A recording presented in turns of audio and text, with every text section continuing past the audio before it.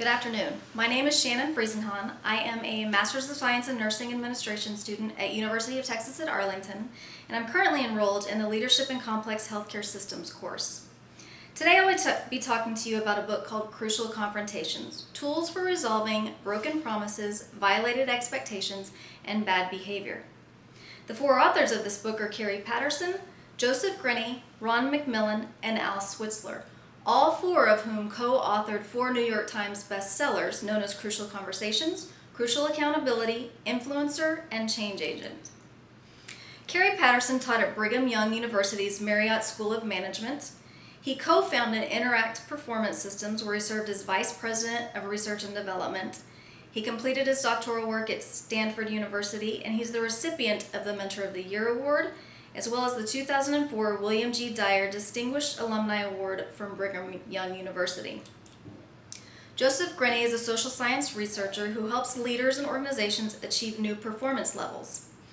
He's a keynote speaker at leadership conferences and premier organizations. Ron McMillan is a social science researcher who's focused on human behavior. He too is a keynote speaker for Fortune 500 companies and other premier organizations. Al Switzler is faculty at several universities.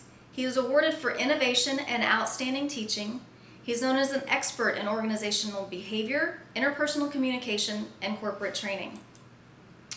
The purpose of the book, Crucial Confrontation, is to identify key factors in crucial confrontations and how to implement them. There are 6 steps in the book. The first is choose what and if. What do you really want out of the confrontation? What expectation did this person not meet? And if you choose to walk away, why would you walk away? Is it really affecting you and everyone else? Or anyone else? The second step is to master my stories. At this point in the step, you want to ask yourself why a reasonable person would not meet the expectations. You want to look at every person as a good person and having good intentions. The third step is describing the gap. This is where the conversation actually begins. But your only part of this part of the conversation is describe what was expected versus what was observed. You want to make it motivating and easy for the person to be able to let you understand why they didn't meet your expectation. Don't judge them at this point, because then they'll get concerned and decide to not talk to you. The fifth step is that you want to agree on a plan and follow up. You want to make sure you know who's doing what and by when, and make sure you also know that you're going to follow up on the conversation so that somebody doesn't think you're micromanaging or trying to point fingers at them. You also want to stay focused and flexible. At any point in any conversation, other issues can arise. So you need to decide, do I need to stop focusing on this part of the conversation and address this other issue, while understanding that you're always going to want to go back to the problem at hand.